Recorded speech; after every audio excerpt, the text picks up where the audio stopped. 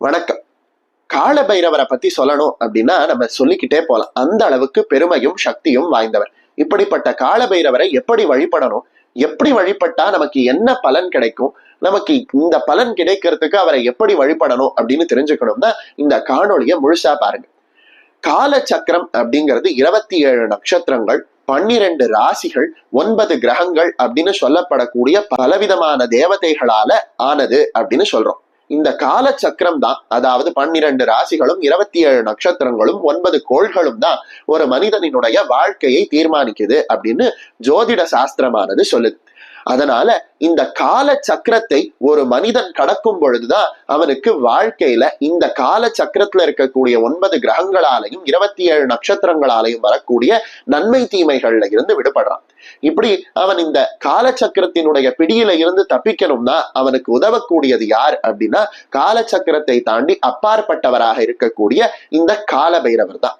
இப்படி கால சக்கரத்தினால் வரக்கூடிய ஆபத்துகளிலிருந்து ஒரு மனிதனை காப்பாற்றுவதால இந்த கால பைரவருக்கு ஆபத் உத்தாரண பைரவர் அப்படின்னு பேர். அதாவது ஆபத்து காலத்திலிருந்து மனிதனை காக்கக்கூடியவர் அப்படின்னு பேர்.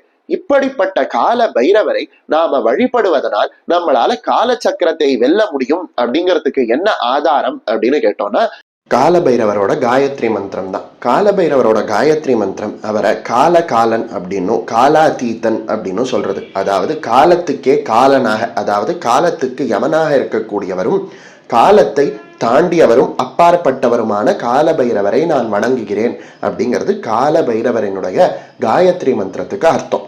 இவர் கால சக்கரத்தையும் தாண்டி தன்னுடைய பக்தர்களுக்கு அருள் செய்யக்கூடிய முக்கியமான ஒரு தெய்வமாக, சக்தி வாய்ந்த ஒரு தெய்வமாக இருக்க. இவரை எப்படி வழிபட்டால் என்ன மாதிரி பலன்கள் கிடைக்கும் அப்படின்னு நம்ம பெரியவர்கள் பலவிதமாக சொல்லியிருக்காங்க. அதை எப்படி செய்யணும், அந்த வழிபாடு செய்வதனால் என்னென்ன பலன்கள் கிடைக்குது அப்படிங்கிறத பார்க்கலாமா? குழந்தை பாக்கியம் வேணும் அப்படிங்கிறவர்கள் கால பைரவரை 6 தேய்பிரை அஷ்டமி அன்னைக்கு சிகப்பு அரளிகளால் பைரவ சஹஸ்ரநாம அர்ச்சனை செய்து வழிபட்டால் கூடிய விரைவில் சந்தான பாக்கியமானது ஏற்படும் அப்படின்னு சொல்றாங்க.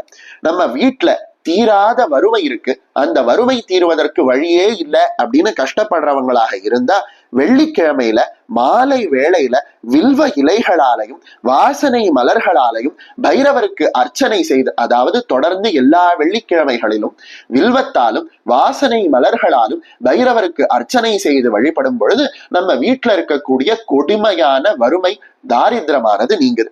இதே போல இழந்த பொருள், நம்ம வீட்டுல இருந்து ஏதாவது ஒரு பொருள் களவாடப்பட்டுருச்சு, இல்ல நம்ம ஒரு பொருளை இழந்து விட்டோம் அப்படின்னா அந்த பொருளை மீண்டும் பெறுவதற்கு என்ன செய்யணும் அப்படின்னா பைரவர் முன்னாடி ஒரு சின்ன விளக்குல ஒரு சின்ன துணியில மிளகை கட்டி அந்த அகல் விளக்குல போட்டு நல்லெண்ணெய் ஊற்றி அவருக்கு அர்ச்சனை செய்து அந்த தீபத்தை நாம அவருக்கு மிளகு தீபத்தை ஏற்றும் பொழுது பைரவரினுடைய அருளால அந்த மிளகு எப்படி கருகி ஒண்ணும் இல்லாம நெடியை மட்டும் கொடுத்து விட்டு போகிறதோ அதை போல நம்மளுடைய பொருளை எடுத்து சென்றவர்களுக்கு பலவிதமான தாபங்கள் ஏற்பட்டு நமக்கிட்ட இருந்து எடுத்த பொருளை நம்ம கிட்டயே கொடுத்துருவாங்க அப்படின்னு சொல்றாங்க. அதே போல ஒவ்வொருத்தரினுடைய ஜாதகத்துல 7.5 சனி, அஷ்டம சனி அப்படின்னு பலவிதமான நவகிரக உபாதைகள்னால கஷ்டப்படக்கூடியவர்கள் பைரவரை எப்படி வழிபடணும் அப்படின்னு கேட்டா பைரவருக்கு சனிக்கிழமைகள்ல சஹஸ்ரநாம அர்ச்சனை செய்து நம்ம பைரவரை வழிபடும் பொழுது பைரவருக்கு சனிக்கிழமைகள்ல மிளகு தீபத்தை நாம போடும் பொழுது பைரவரினுடைய அருள் ஏற்பட்டு 7.5 சனி, அஷ்டம சனி போன்ற கிரக பீடைகள்ல இருந்து நாம தப்பிக்கலாம். அதே சமயத்துல ஒரு மனிதருக்கு திருமணமானது நடப்பதற்கு பலவிதமான தடங்கள் திருமணமே ஏற்படாமல் தள்ளி போய்கொண்டே இருக்கக்கூடியவர்கள் பைரவரை எப்படி வழிபடணும் அப்படின்னா ஞாயிற்றுக்கிழமைகள்ல ராகு காலத்துல முடிந்தவர்கள் ருத்ராபிஷேகத்தை பைரவருக்கு செய்து வைத்து அல்லது விபூதி அபிஷேகத்தை பைரவருக்கு செய்து வைத்து, இது ரெண்டும் முடியல அப்படிங்கிற பட்சத்துல வடமாலை சாற்றி பைரவருக்கு அர்ச்சனை செய்து வழிபடும் பொழுது தீராத திருமண தடையும் நீங்கி நன்மைகள் ஏற்படும் அப்படின்னு சொல்றாங்க. அதே போல ஒருத்தருக்கு நல்ல குருவானவர் அமையல, அந்த நல்ல குருவை அடைவதற்கு என்ன செய்யலாம் அப்படின்னா நம்ம பைரவரை இடைவிடாமல் வழிபட்டு முடிந்த போது அவருக்கு முடிந்த அளவுக்கு அர்ச்சனை வடமாலை போன்றவற்றை சாற்றி வரும் பொழுது நமக்கு பைரவரினுடைய அருளால சீக்கிரமாக ஒரு குருநாதரானவர் அமைவார் அப்படின்னு சொல்லப்படுது. அதே போல நமக்கு வழக்குகள், வியாஜ்யங்கள் போன்றவற்றில் வெற்றி ஏற்படணும் அப்படின்னாலும், எதிரிகளால் ஏற்பட்ட தொல்லை அகலணும் அப்படின்னாலும் நாம காலபைரவரை வழிபடும் பொழுது நமக்கு பலவிதமான நன்மைகள் ஏற்படுது அப்படின்னு சொல்றாங்க. பைரவ சஹஸ்ரநாமத்தை அஷ்ட பைரவர்களுக்கும் நாம அர்ச்சனை செய்து அந்த பைரவர்களுக்கு தேங்காய், தேன் போன்றவற்றை படைத்து வழக்கில் வெற்றி பெற வேண்டும் அப்படின்னு அந்த பைரவர்கள் கிட்ட, அதாவது அஷ்ட பைரவர்கள் இருக்கக்கூடிய கோயில்கள், சீர்காழி போன்ற கோயில்கள்ல அஷ்ட பைரவர்களுக்கும் சஹஸ்ரநாம அர்ச்சனை செய்து தேங்காய், தேன் போன்றவற்றை படைத்து நாம வழிபடும் பொழுது வியாபாரத்தில் நல்ல லாபம் ஏற்பட்டு, வழக்கு வியாஜ்யங்களில் வெற்றி ஏற்பட்டு, எதிரிகளினுடைய தொல்லை நீங்கி பலவிதமான நன்மைகள் ஏற்படும் அப்படின்னு சொல்றாங்க.